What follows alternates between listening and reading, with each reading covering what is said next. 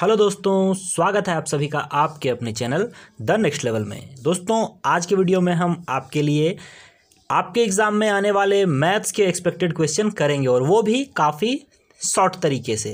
कितनी जल्दी हम क्वेश्चन को मैथ को एग्ज़ाम में सॉल्व करते हैं उतना ही हमारा समय बचता है और हम ज़्यादा से ज़्यादा क्वेश्चन एग्ज़ाम में सॉल्व कर पाते हैं। तो यही हमारा भी टारगेट है कि आपको नए नए ट्रिक और बनाने की टेक्निक समझाई जाए। तो चलिए ज़्यादा बात ना करते हुए हम वीडियो शुरू करते हैं और पहला क्वेश्चन देखते हैं। और क्वेश्चन शुरू करने से पहले मैं आपको कहना चाहूँगा कि अगर आपको वीडियो पसंद आता है तो वीडियो को लाइक करें और इस वीडियो को अभी के अभी अपने सभी दोस्तों के साथ व्हाट्सएप, फेसबुक या फिर जहाँ भी हो सके आप इसे शेयर कर दें ताकि आपके सभी दोस्त इस सेशन का फ़ायदा उठा सकें, लाभ उठा सकें। तो चलिए क्वेश्चन शुरू करते हैं। पहला क्वेश्चन आपके स्क्रीन पे है। तो पहला क्वेश्चन है कि एक व्यक्ति 10 किलोमीटर प्रति घंटा की गति से साइकिल चलाकर अपने कार्यालय 6 मिनट देरी से पहुंचा। जब उसने अपनी गति 2 किलोमीटर प्रति घंटा और बढ़ा ली तो वह 6 मिनट पहले पहुंच गया। तदनुसार उस व्यक्ति के कार्यालय और उसके आरंभिक स्थान के बीच में दूरी क्या है? वैसे तो आपने ये क्वेश्चन जरूर बनाया ही होगा कभी ना कभी। इसके लिए एक बहुत ही लंबा चौड़ा फॉर्मूला रहता है, ज़्यादा लंबा नहीं है, लेकिन अगर मैं खुद की बात कहूँ तो मुझे आज तक वो फॉर्मूला याद नहीं हो पाया। तो बिना फॉर्मूला का इसे कैसे करेंगे, चलिए आइए मैं बता देता हूँ। तो सबसे पहले आपको देखना है कि शुरुआत में इसका स्पीड कितना था। तो शुरुआत में उसका स्पीड था 10 किलोमीटर और बाद में कितना बढ़ के हो गया, तो बाद में हो गया 12 किलोमीटर। कितना हो गया? 12 किलोमीटर। अब आपको समझने वाली बात यह है कि स्पीड चेंज हो रहा है लेकिन जो हमारा डिस्टेंस कवर करना है वो इक्वल ही है, यानी कि बराबर है। तो ऐसे सिचुएशन में क्या होता है कि जो समय होता है, जो स्पीड होता है उसका उल्टा समय हो जाता है। यानी कि जब हम 10 की रफ्तार से चल रहे थे तो हमें 12 समय लग रहा था और जब हम 12 की रफ्तार से चल रहे थे तो हमें 10 समय लग रहा था, ऐसा माना जाता है। और उसके बाद हम इसे, यानी कि यहाँ पे आपको है स्पीड और ये है टाइम, तो इसे जब हम कट करते हैं तो ये 6 और ये 5 के रेशियो में आता है। उसके बाद एक चीज़ दे रखी हुई है यहाँ पे कि पहले उसे क्या लग रहा था, 6 मिनट वो डिले कर रहा था और बाद में वो 6 मिनट पहले पहुँचा। जैसे कि अगर मान ले कि उसे इस समय पे पहुँचना है तो एक बार वो डिले कर गया, यानी कि वो 6 मिनट ज़्यादा समय ले लिया उसने, और एक बार उसने 6 मिनट कम समय लिया। यानी कि जब उसने 10 से 12 अपनी गति को बढ़ाया है तो उसने टोटल 12 मिनट के समय को कवर किया है। तो यहाँ से और यहाँ तक आने में उसे कितना समय लग गया? 12 मिनट लग गया। तो इन दोनों का अंतर कितना है? इन दोनों का अंतर है 1, और 1 का वैल्यू कितना दे रखा है? 12। अगर 1 का वैल्यू 12 है तो 6 का वैल्यू कितना होगा? 6 का वैल्यू होगा 72, या फिर 5 का वैल्यू कितना होगा? 60। तो ये है 60 मिनट, ये है 72 मिनट।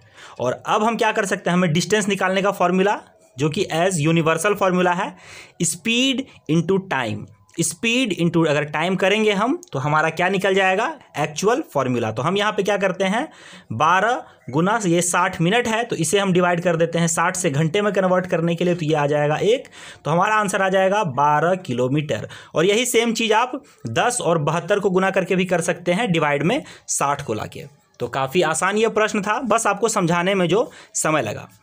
तो आप इस तरह के क्वेश्चन बनाएं, बहुत ही आसानी से बिना किसी फॉर्मूला के बन जाएगा। तो चलिए देखते हैं हम अगला क्वेश्चन। अब हम देखते हैं अपना अगला प्रश्न।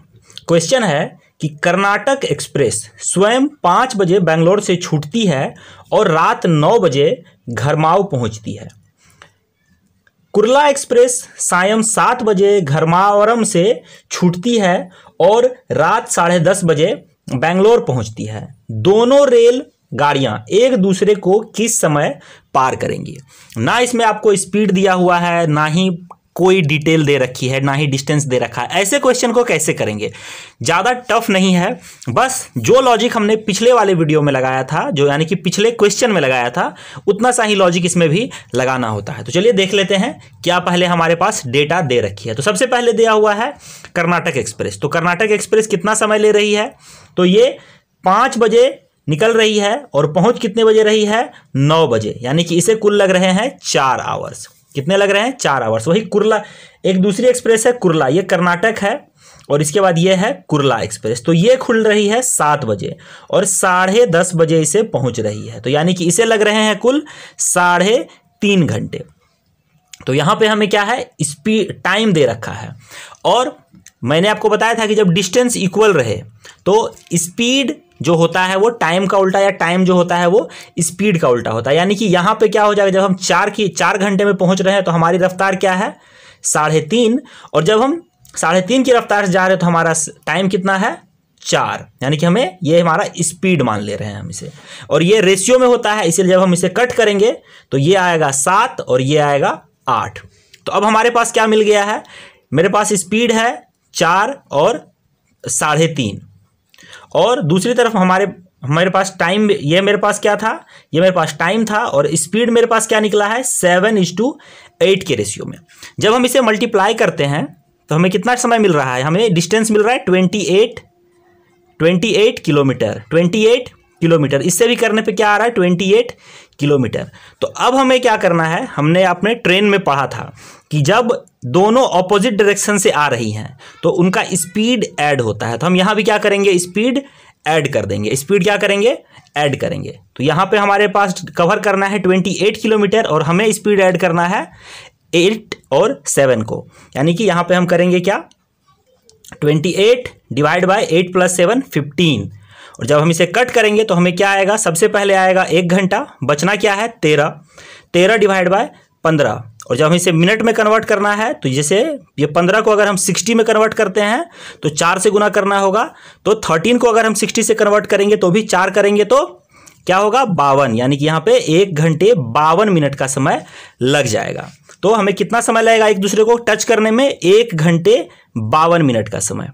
और कहाँ से ये ऐड करना है, तो ये हम स्टार्ट करेंगे 7 से, क्योंकि दूसरी ट्रेन, क्योंकि कैसे भी होगा 7 से पहले तो हम पहुंच नहीं सकते हैं, तो इसमें हम 7 ऐड कर देंगे। तो 7 ऐड करेंगे तो हमारे पहुंचने का समय क्या हो जाएगा 8:52 मिनट। 8:52 मिनट पे हम पहुंच जाएंगे। काफ़ी आसान सा प्रश्न था, अगर आप थोड़ा सा लॉजिक लगाते हैं तो ये आपको बन जाएगा। इस तरह के और भी क्वेश्चंस आते हैं जो कि काफ़ी टफ होते हैं, लेकिन अगर इस वीडियो को आप अच्छे से देख लेंगे, समझ लेंगे, तो आपको जरूर इस प्रकार के क्वेश्चन बनाने में मदद मिलेगा। चलिए देखते हैं अगला क्वेश्चन।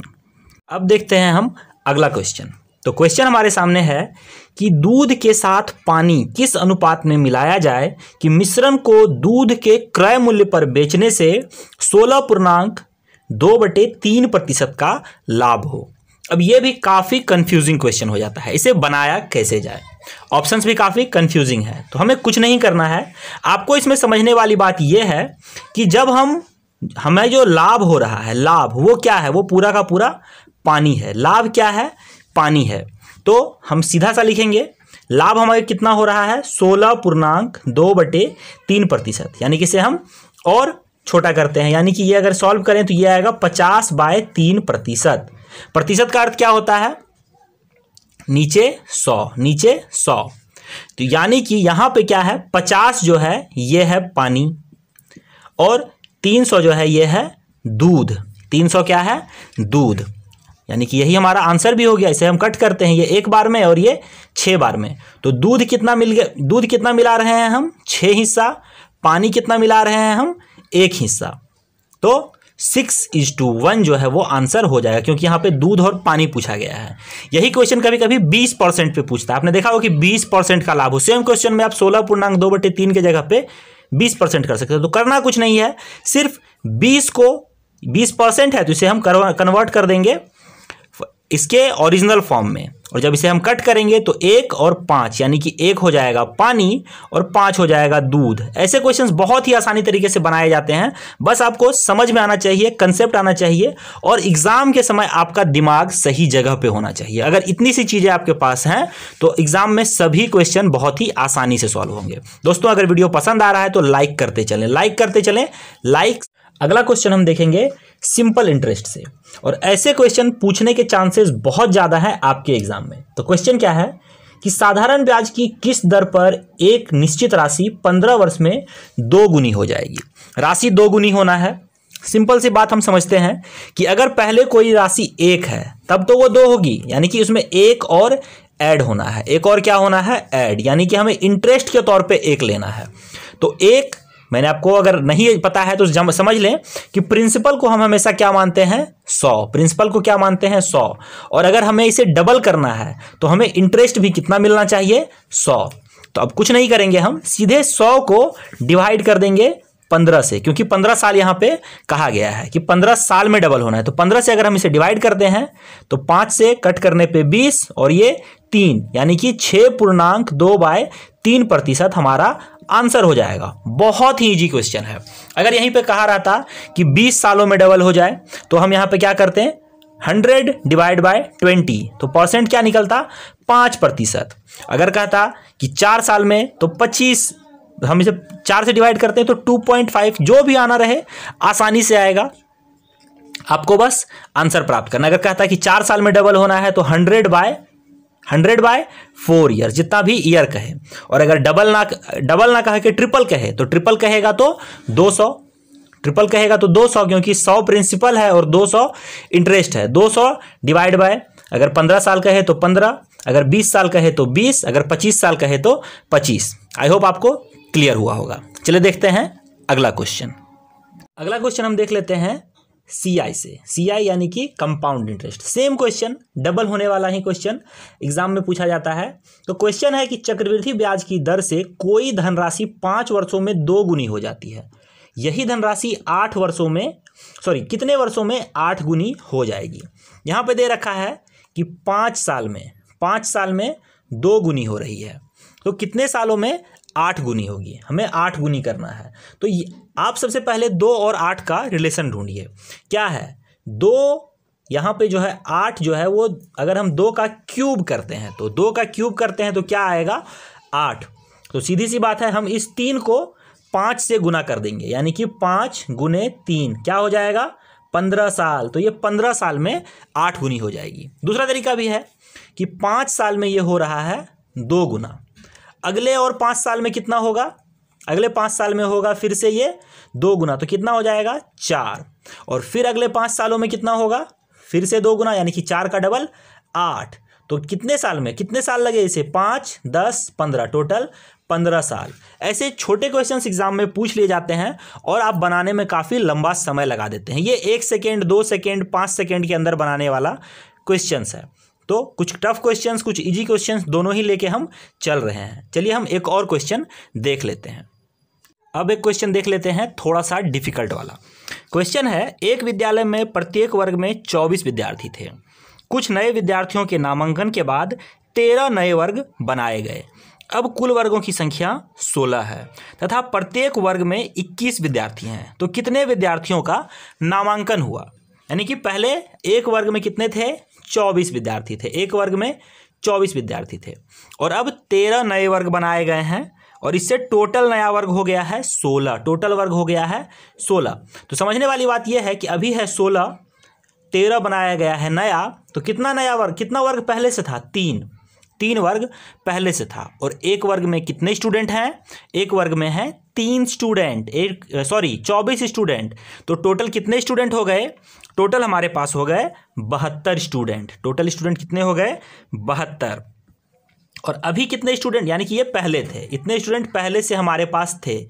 अभी टोटल कितने वर्ग हैं हमारे पास, 16। अभी कितने वर्ग हैं हमारे पास, 16। और अभी कितने स्टूडेंट हैं पर क्लास में, 21। ऐसा क्वेश्चन में ही लिखा हुआ है। तो 21 जब इसे गुना करेंगे तो अभी कितने स्टूडेंट हैं टोटल, 336। कितने स्टूडेंट हैं, 336। यानी कि नए छात्र कितने हो गए, नए छात्र कितने हो गए, पहले थे 72, अब है 336। क्या करेंगे, 336 में से 72 को माइनस कर देंगे, आ जाएगा 264। काफ़ी इजी क्वेश्चन था, कैलकुलेशन पे बेस्ड था। जो सिंप्लीफिकेशन इस प्रकार के क्वेश्चंस को हम कहते हैं सिंप्लीफिकेशन, उसी का ये स्टैंडर्ड वर्जन है, थोड़ा सा अपग्रेडेड वर्जन है जो हम इसे लिख के आता है। तो इस प्रकार के क्वेश्चन बनाने की आदत आपको होनी चाहिए। तो दोस्तों वीडियो कैसा लगा आप ये कमेंट करके जरूर बताएं।